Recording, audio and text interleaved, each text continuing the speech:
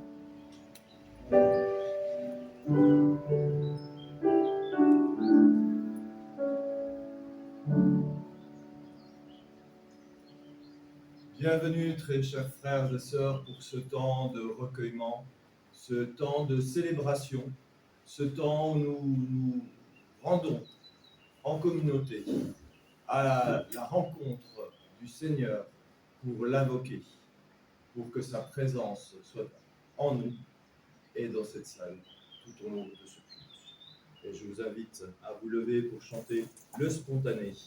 Saint-Esprit, Dieu de lumière.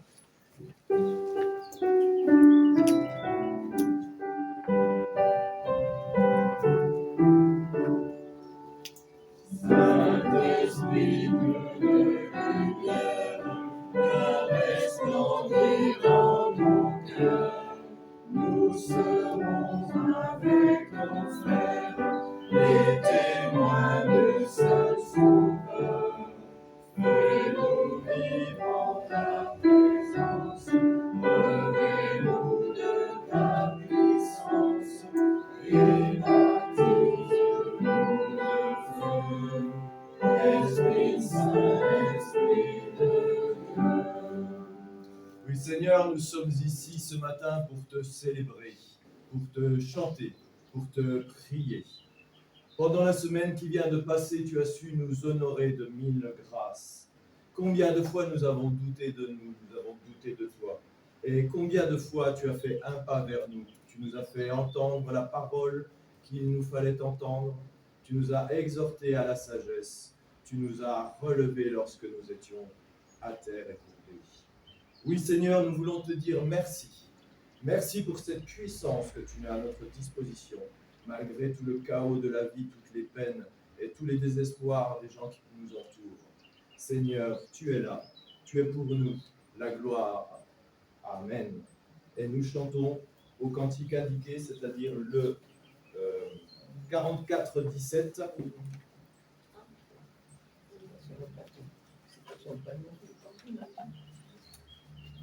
Seigneur, par la clarté de ton amour.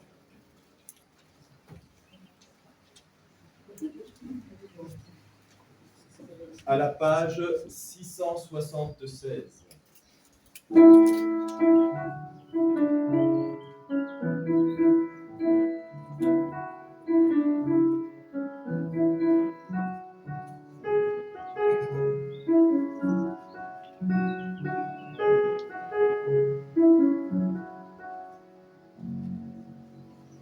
Seigneur, par la clarté de ton amour, chasse l'obscurité qui nous entoure. Jésus, toi la lumière qui nous éclaire, vérité qui nous guide et qui nous libère, brille sur nous, brille sur nous.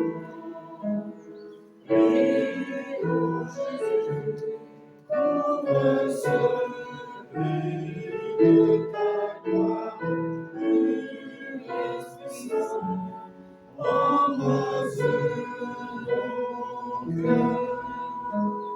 Coulant de ta grâce, remplis les nations. Parle, Seigneur, que la lumière soit.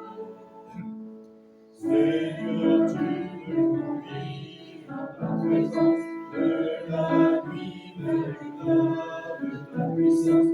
Par ton sang, je compare à ta sainteté. Sonde-moi mes ténèbres, consume-les. Brille sur moi, brille sur moi. Brille, ô Jésus, ouvre ce pays de ta gloire. Que l'Esprit Saint embrase nos cœurs. Coulant de ta grâce, remplis les nations. Parle, Seigneur, que la lumière soit. Et quand nous contemplons ta royauté, nos visages reflètent ta beauté, transformés sans cesse de gloire en gloire, que sans fin notre vie dise ton histoire. Brille sur nous, brille sur nous, brille, ô Jésus. Ouvre ce pays de ta gloire, que l'Esprit Saint embrase nos cœurs. Coulant de ta grâce, remplis les nations. Parle, Seigneur, que la lumière soit. Je vous invite à vous asseoir pour entendre les paroles d'alliance. Écoutons la loi que Dieu nous donne. Ne proférez plus de mensonges, que chacun dise la vérité à son prochain, que le soleil ne se couche pas sur votre colère, que celui qui volait ne vole plus, mais qu'il s'adonne à la solidarité en secourant les nécessiteux. Ne colportez nul mauvais propos, mais proclamez toute bonne parole, capable d'édifier, de réjouir et de consoler ceux qui l'entendent. N'attristez pas le Saint-Esprit, maître de votre salut. N'espérez pas tirer profit des querelles, en demandant rétribution et dédommagement. N'espérez pas tirer profit de ce que Dieu vous a enseigné ou des dons qu'il vous accorde. Au contraire, soyez bons et compatissants les uns pour les autres. Pardonnez-vous mutuellement, puisque Dieu, en Jésus-Christ, vous a déjà pardonné. Et nous chantons le spontané, chantons l'esprit de lumière.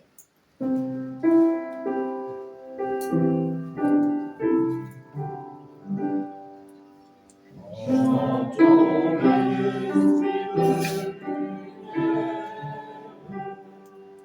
car sa présence est sanctuaire.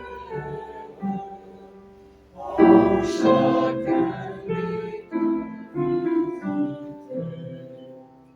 par lui s'ouvre l'évangile, et notre esprit paisible et joyeux dans la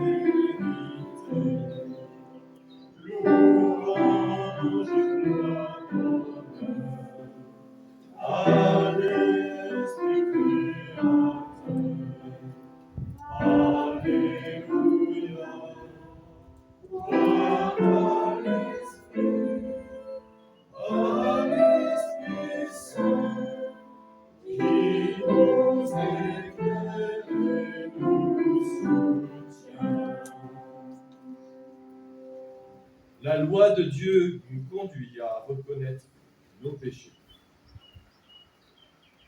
Père, si nous avons fait naître la douleur, si par notre faute quelqu'un a pu tomber, et si nous avons refusé d'aller à toi, pardonne-nous. Si nous avons parlé en vain, sans vérité, si nous avons laissé sans aide le malheureux, si nous n'avons pas accueilli l'étranger, pardonne-nous. Si nous avons voulu vivre dans l'indifférence, fuir le combat, nous épargner tout effort, alors que tu nous voulais au fort de la lutte, pardonne-nous. Si nous avons voulu faire commerce de ta grâce, alors nous reconnaissons devant toi notre péché, Dieu d'amour, Dieu de vérité. Que le mal n'ait pas raison de nous. Fais-nous marcher sur ton chemin. Amen. Et nous chantons à toi, Dieu, mon cœur monte.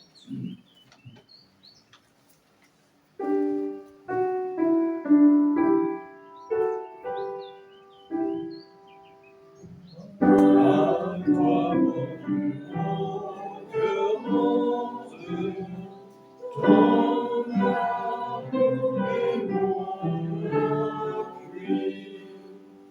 Serais-je couvert de honte au gré de mes ennemis? Jamais ne sera déçu qui te prend pour espérance, mais qu'ils soient tous confondus, ceux qui rompent ton alliance. Pour l'annonce de la grâce, je vous invite à vous lever.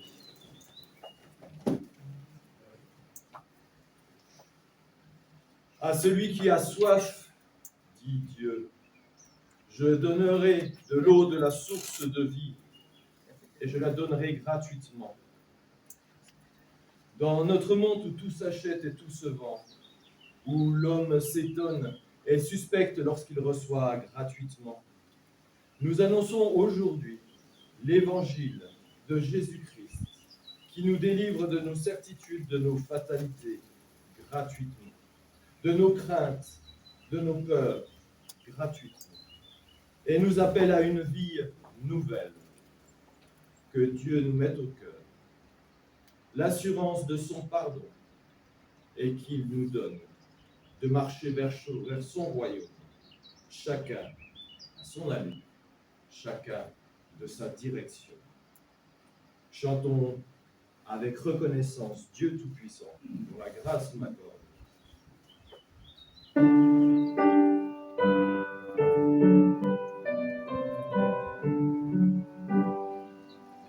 Le Tout-Puissant dont la grâce m'accorde, et la justice et la miséricorde,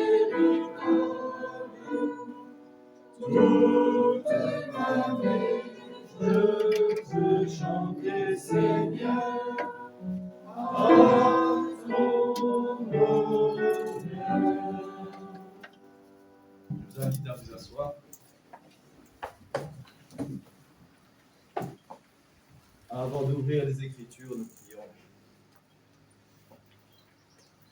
Père, ta parole est comme le feu, éclaire-nous. Ta parole est comme l'eau, rafraîchis-nous. Ta parole est comme le ciel, élève-nous. Ta parole est comme la terre, enracine-nous. Nous ne comptons pas sur nos paroles humaines qui oublient ou déçoivent ou corrompent. Nous comptons sur ta parole. Tu es mémoire. Tu es Dieu d'espérance. Amen.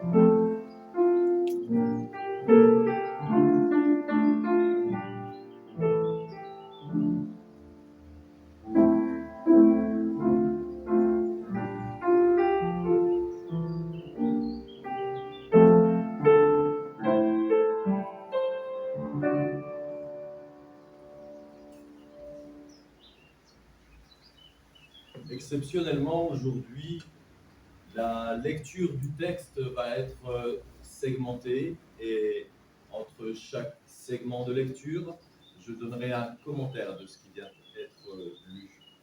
Le texte du jour, comme annoncé, donc, est en Jean 6, avec les versets 41 et 51 qui étaient retenus d'origine.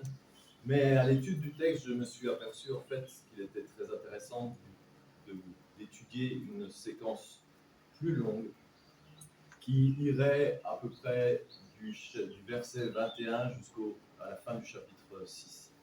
Nous sommes dans une séquence qu'on connaît sous le nom de la multiplication des pains, qui est commune aux 4 évangélistes. Un événement fondateur du christianisme de l'Église, la multiplication des pains, à la suite de laquelle Jésus va s'isoler du groupe alors que les disciples, eux, vont prendre une barque et partir sans lui pour traverser le lac de Tibériade. C'est l'épisode très fameux également où Jésus marche sur l'eau pour aller retrouver les disciples sur leur barque. Ils arrivent à terre, passent la nuit, et le lendemain matin, les gens qui étaient la veille, donc à la multiplication des pains, traversent à leur tour le lac de Tibériade en barque pour revenir vers Jésus. Donc il est retrouvé par les acteurs de la multiplication des pains. Ça ne le rend pas joyeux, car il les juge opportunistes. Ils ont été nourris et maintenant considèrent que c'est un but. Ils reviennent à la gamelle. Jésus les invite à s'intéresser à la personne du Fils de l'homme, métaphore de lui-même, élu de Dieu, héros de sa puissance, et qui peut les guider vers la connaissance de Dieu. Ils ne reconnaissent pas en Jésus le Fils de l'homme.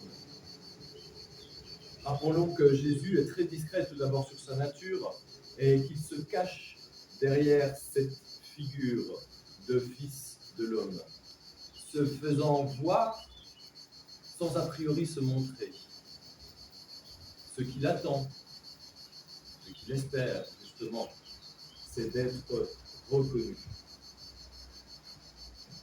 Voilà le dialogue entre Jésus et, dirait-on, les opportuns.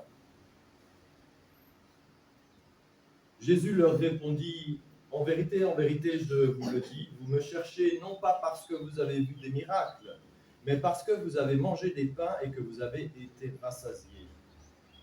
Travaillez non point pour la viande qui périt, mais pour la viande qui demeure jusque dans la vie éternelle, laquelle le Fils de l'homme donnera.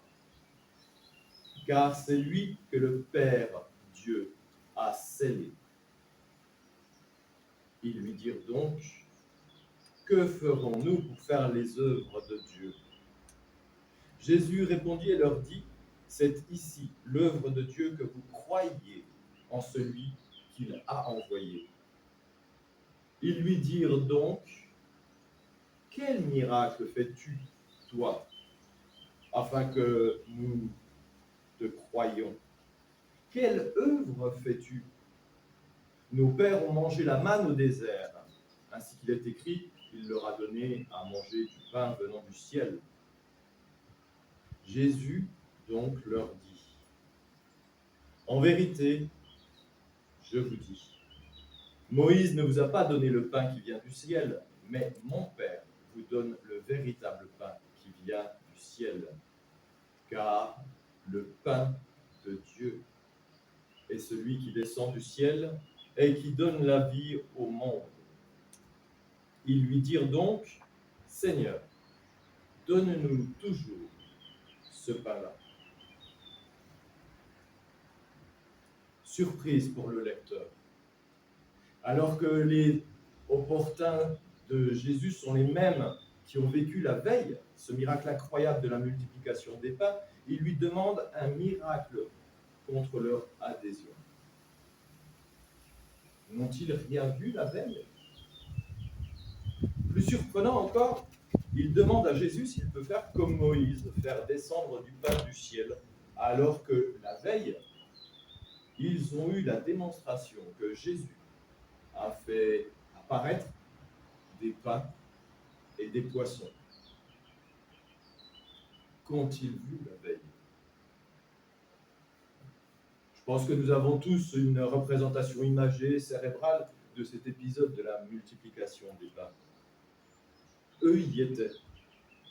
Il semble qu'ils n'aient pas vu Jésus faire apparaître de pain.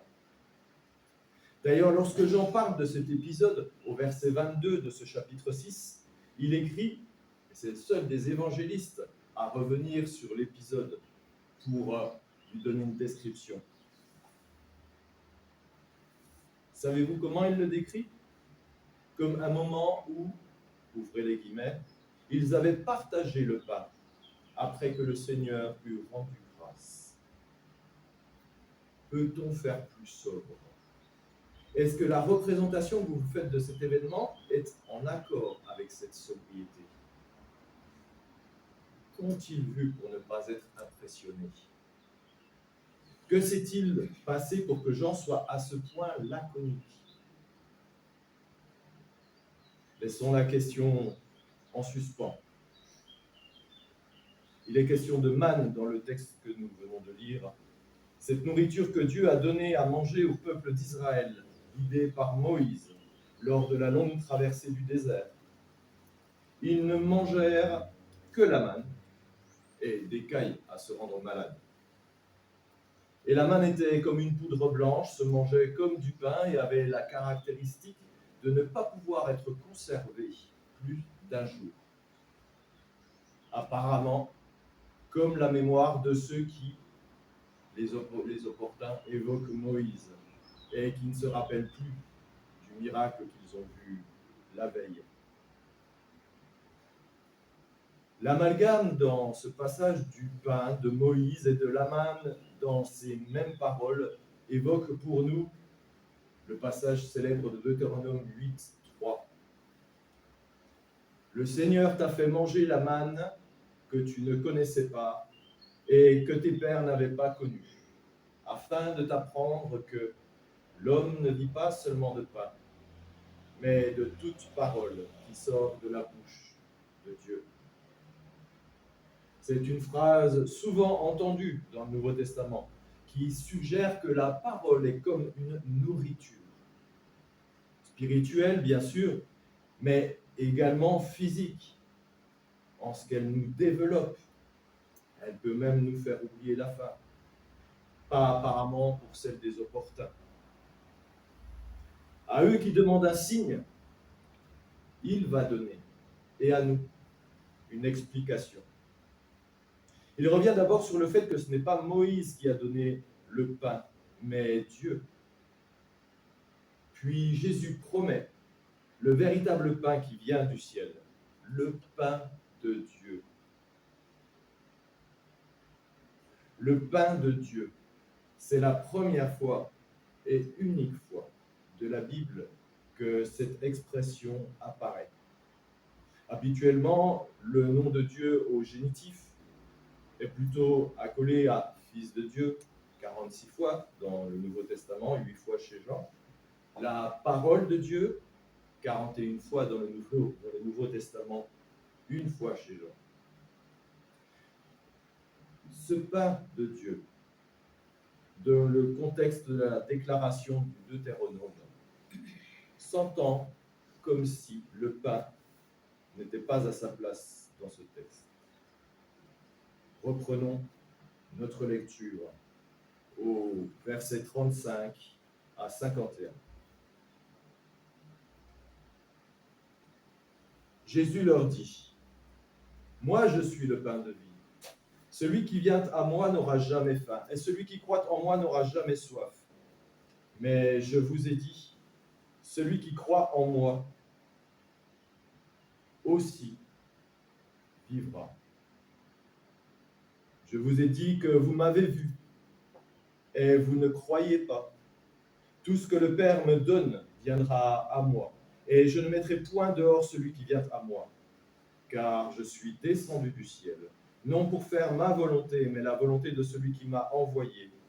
Or, c'est ici la volonté de celui qui m'a envoyé, que je ne perde rien de tout ce qu'il m'a donné, mais que je le ressuscite au dernier jour. Car c'est ici la volonté de mon Père, que quiconque discerne le Fils et croit en lui ait la vie éternelle, et moi, je le ressusciterai au dernier jour. Les Juifs donc murmuraient contre lui parce qu'il avait dit « Moi, je suis le pain descendu du ciel ». Et ils disaient, les opportuns, « N'est-ce pas ici Jésus, le fils de Joseph, duquel nous connaissons le Père et la Mère ? Comment donc celui-ci dit-il, je suis descendu du ciel ?» Jésus répondit et leur dit, ne murmurez pas entre vous, nul ne peut venir à moi, que le Père qui m'a envoyé ne l'ait tiré à lui. Et moi je le ressusciterai au dernier jour. Il est écrit dans les prophètes, et ils seront tous enseignés de Dieu.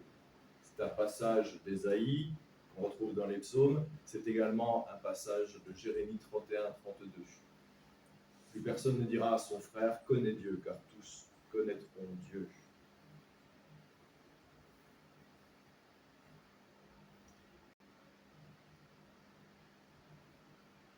Quiconque a entendu le Père et a appris de lui vient à moi.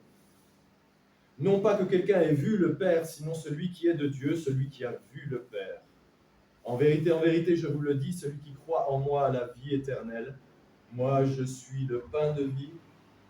Vos pères ont mangé la manne au désert et sont morts. C'est ici le pain qui descend du ciel, afin que quelqu'un en mange et ne meure pas.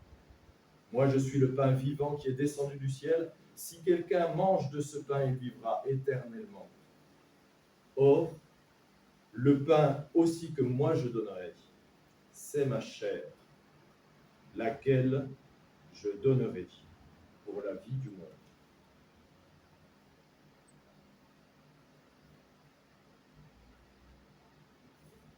Jésus, dans ce passage, prend l'habit de la manne.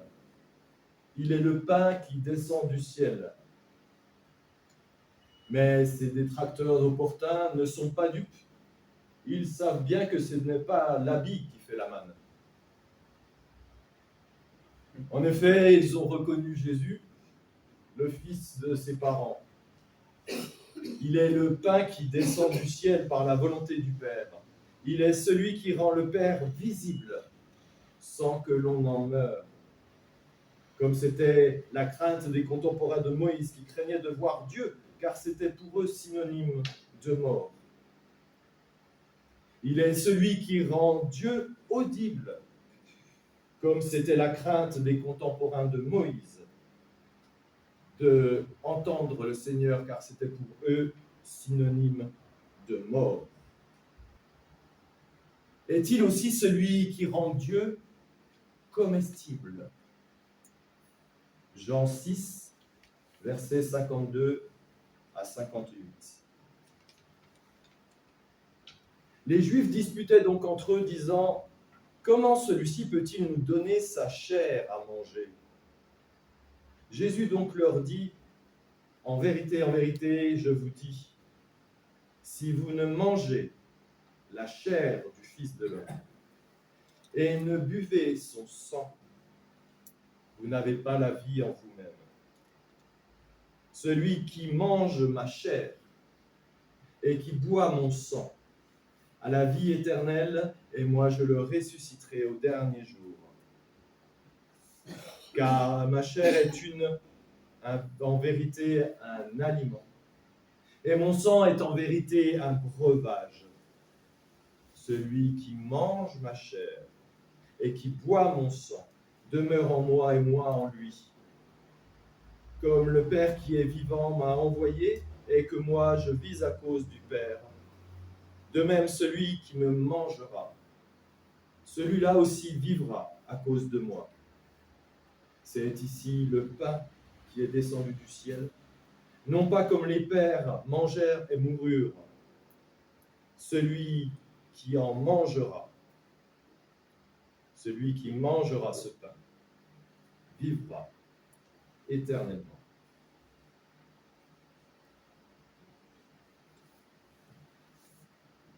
Là, comme les opportuns du début, on est en droit de se demander comment il faut entendre cela. Le menu semble bien étrange et concrètement, quoi faire? Qu'est-ce que l'on peut comprendre? Cela choque. Cela choque tellement, évidemment, que nous poursuivons la lecture du chapitre 6.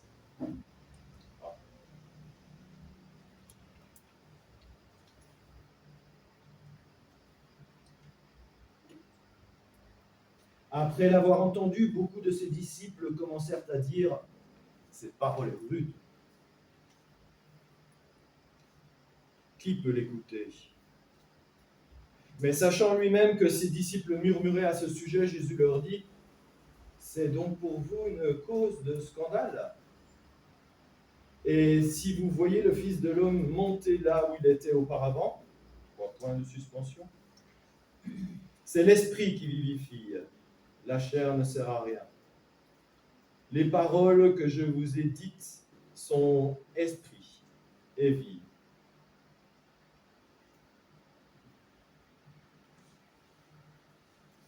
Les paroles que je vous ai dites sont esprit et vie.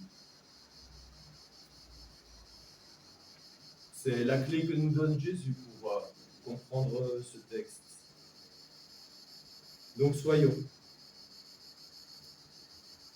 épris d'esprit et de liberté et de vie. Le pain de Dieu. L'homme ne se nourrira pas de pain seulement, mais de toute parole qui sort de la bouche de l'Éternel. Lorsqu'un texte semble difficile, on a la solution de se rappeler que nous n'avons pas du tout les mêmes repères culturels, que les jeux de langage ne fonctionnent pas du tout, d'une langue à l'autre, d'une époque à l'autre, et nous oblige parfois à faire des tentatives. Ici, devant l'insistance des deux formules du pain de vie et de ce qui sort de la bouche de l'Éternel, j'ai essayé, et comme c'est la coutume lorsqu'on parle de la multiplication des pains, de considérer que le pain était ici une métaphore de la parole. Et donc, de substituer dans le texte au mot pain le mot parole.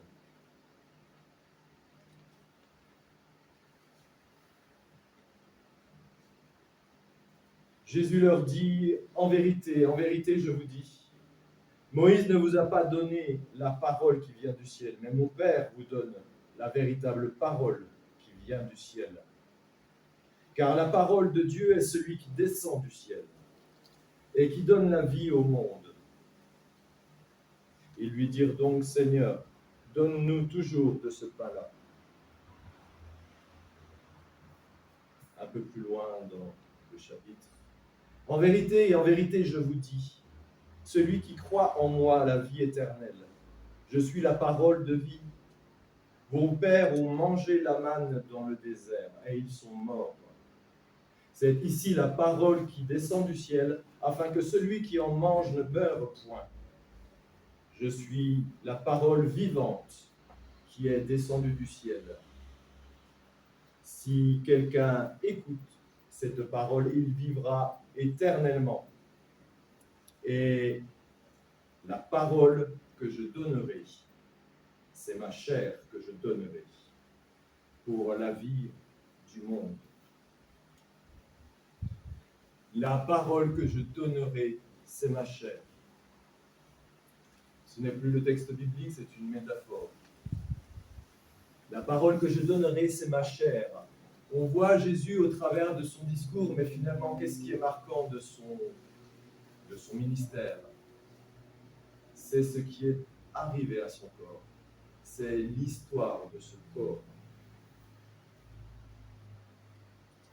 La parole s'est faite chair. La chair a un langage que l'on peut écouter. Et dans ce texte très difficile, anthropophage, le corps ne se mange plus, il s'écoute. Là-dessus, les Juifs disputaient entre eux, comment peut-il nous donner sa chair à entendre?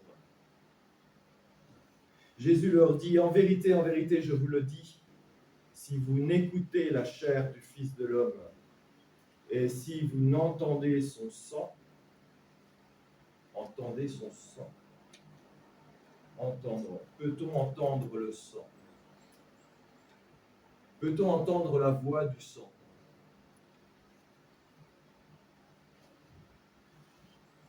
Genèse 4:10, l'Éternel dit, qu'as-tu fait?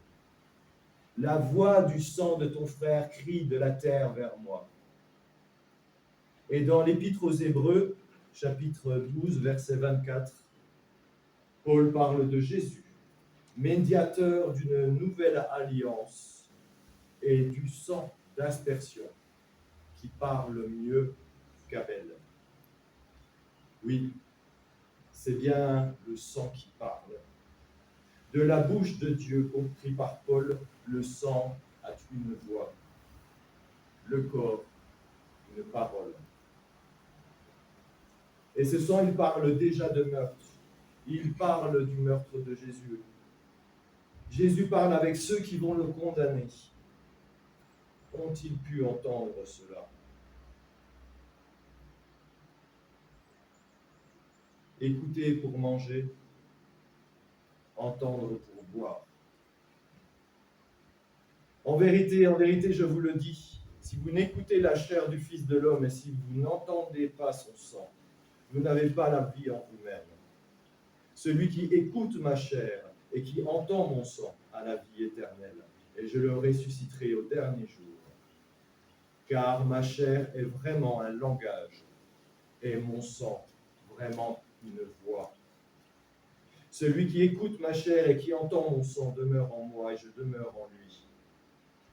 Comme le Père qui est vivant m'a envoyé, et que je vis par le Père, ainsi celui qui m'écoute vivra par moi. C'est ici la parole qui est descendue du ciel. Il n'est pas comme celle de vos pères qui ont mangé la manne, mais n'ont pas entendu et qui sont morts. Celui qui entend cette parole vivra éternellement. Voilà un bien curieux exercice de langage, proche de la folie. Pourquoi cela marche si bien? Je ne sais pas. Mais je dois dire en vérité que cela m'a rassasié. Le langage de la croix, en effet, est folie pour ceux qui se perdent. Mais pour ceux qui sont en train d'être sauvés, pour nous, il est puissance de Dieu. Amen.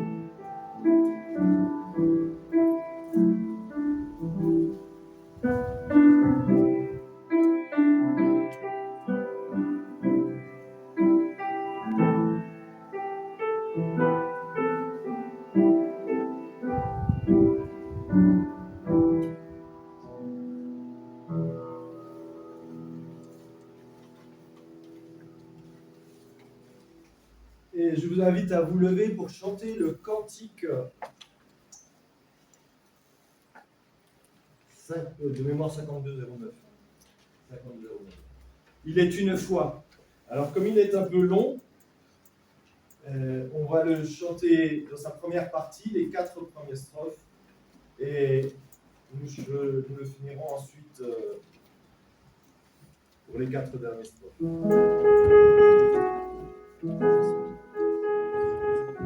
5209 à la page 848. 848.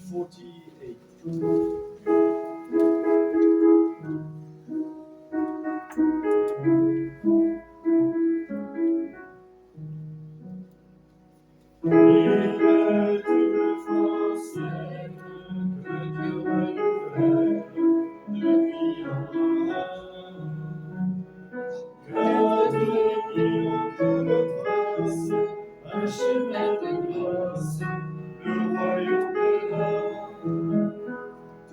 4000 ans que le trace, un chemin de grâce, le royaume là. Seigneur, montre-nous la foi. C'est la foi d'un très vieux livre, quand s'ouvre la Bible, Bereshit bara. Une passion qui s'anime à ces mots ultimes, viens Maranatha. Une passion qui s'anime à ces mots ultimes, viens Maranatha. Seigneur, montre-nous la foi. Il est une foi paisible, tout devient possible à la foi qui croit. Les plus hautes montagnes, un grain de moutarde les déplacera. Quatre plus hautes montagnes, un grain de moutarde les déplacera.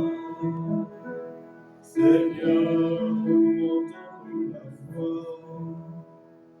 Il est une foi qui doute au fil de nos routes, comme un jour Thomas. Lorsque la mort capitule, nos cœurs incrédules, si je ne vois pas. Lorsque la mort capitule, nos cœurs incrédules, si je ne vois pas. Seigneur, montre-nous la foi.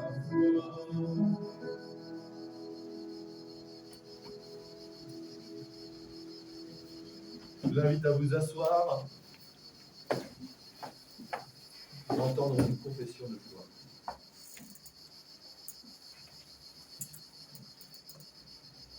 Éclairés et rassemblés par la parole de Dieu, nous affirmons notre foi. Nous croyons en Dieu malgré son silence et son secret. Nous croyons qu'il est vivant. Malgré le mal et la souffrance, nous croyons qu'il a fait le monde pour le bonheur de la vie. Malgré les limites de notre raison et les révoltes de notre cœur, nous croyons en Dieu. Nous croyons en Jésus-Christ. Malgré les siècles qui nous séparent du temps où il est venu, nous croyons en sa parole. Malgré nos incompréhensions et nos refus, nous croyons en sa résurrection. Malgré sa faiblesse et sa pauvreté, nous croyons en son règne. Nous croyons en l'Esprit Saint. Malgré les apparences, nous croyons qu'il conduit l'Église. Malgré la mort, nous croyons à la vie éternelle. Malgré l'ignorance et l'incrédulité, nous croyons que le royaume de Dieu est promis à tous. Amen. Et nous pouvons chanter le petit spontané dans le carré jaune.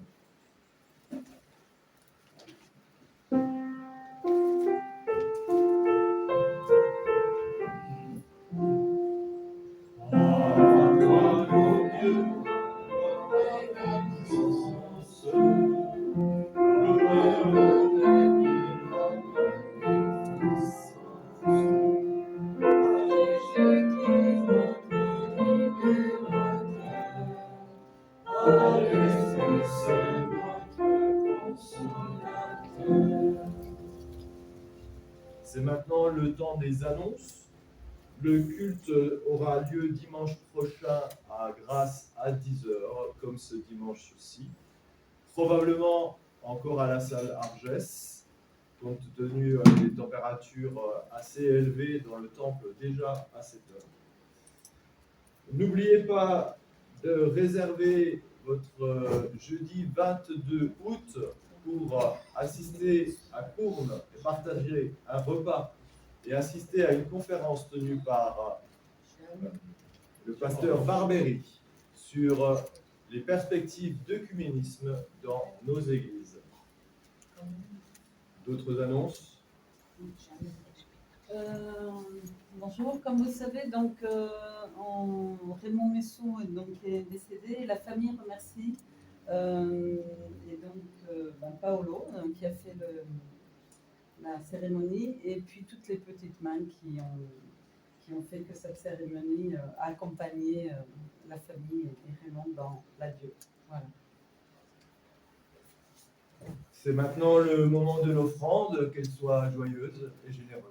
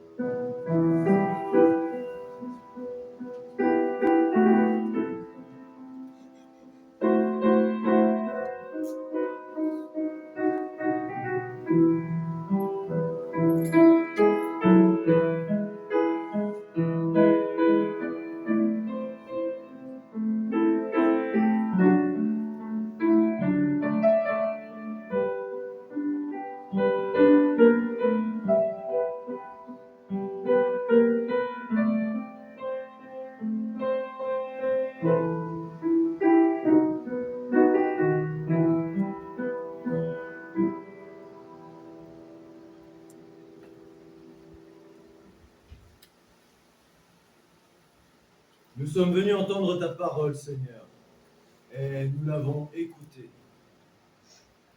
Nous sommes là aussi pour que tu entendes nos prières, que nous les disions à pleine voix ou dans un silence consacré.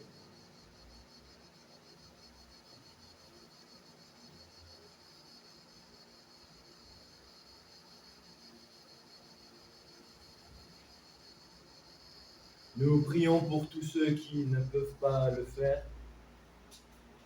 Nous prions pour tous ceux qui ne veulent plus le faire. Nous prions pour tous ceux qui ne savent pas quel est le trésor qui est à leur disposition.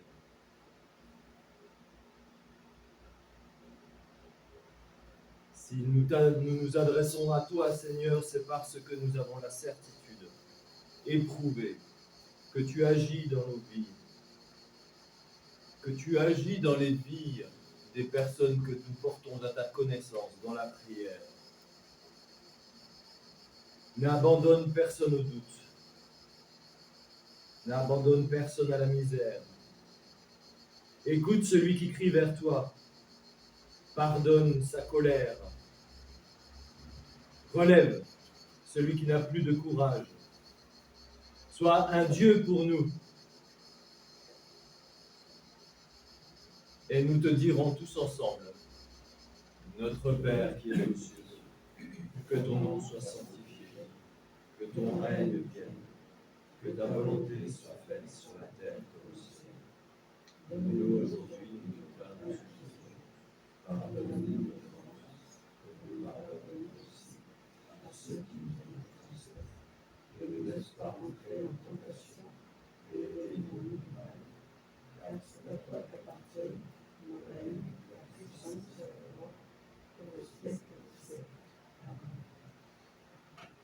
Et nous pouvons nous lever pour chanter la deuxième partie du cantique « Il est une fois ». Il y a un petit hébraïsme dans le paragraphe 6. Alors ça se lirait « Lama Sabachthani ». Disons le numéro. C'est le 5209 à la page 848.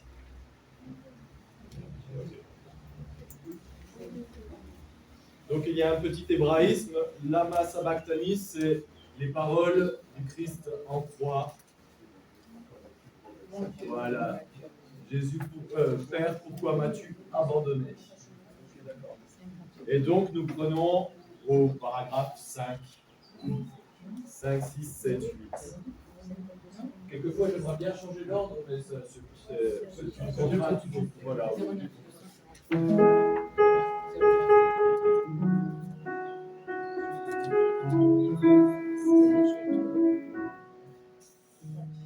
Il est une fois qui lutte, la dispute, il posterne toi. Au désert de ta parole, arme nos épaules, pour ce Dieu combat.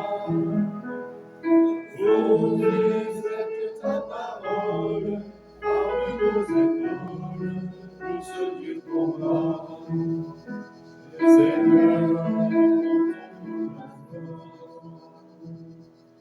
il est une fois meurtri, grâce à Satan, Jésus meurt en croix.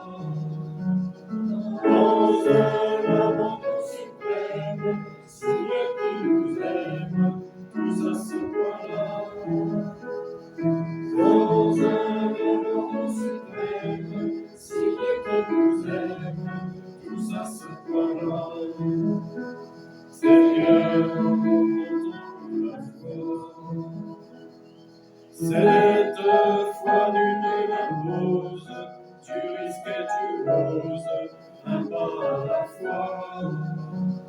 Sans savoir où tu te mènes, ta marche est sereine, le Christ vit en toi.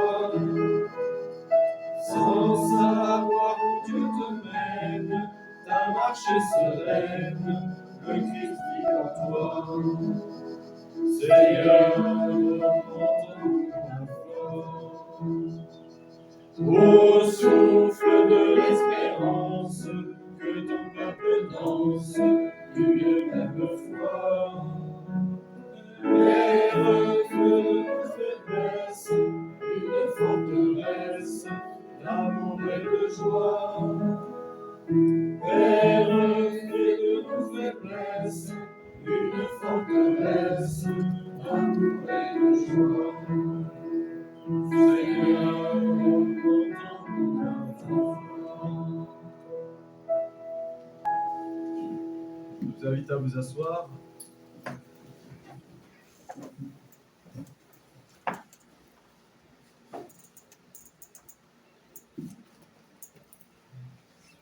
Voici, il est temps pour nous de retourner dans le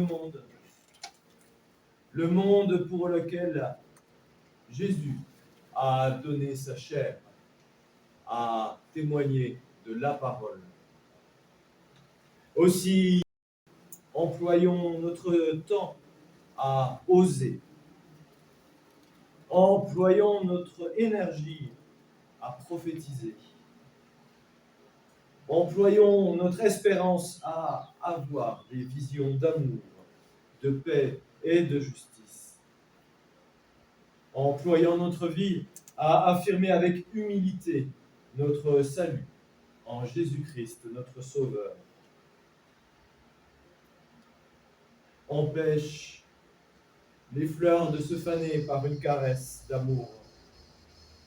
Sème avec audace, sans voir le blé levé. Ne désespère pas de tes compagnons. Étonne-toi de ce qui t'est donné. Choisis ce qui fait vivre plutôt que ce qui t'enrichit. Laisse-toi rejoindre par le Christ quand tu plies les genoux. Et plie le genou si tu menaces de tomber. Je vous invite à vous lever pour recevoir du Seigneur la bénédiction qui va au-delà de tout ce que l'on peut imaginer. Une force qui est en vous et vous tient. Elle est la vôtre, elle est celle de chacun, pourtant elle est la nôtre à nous tous. Oui, l'amour et la grâce de Dieu sont avec vous, maintenant et à jamais. Amen. Nous chantons le dernier spontané.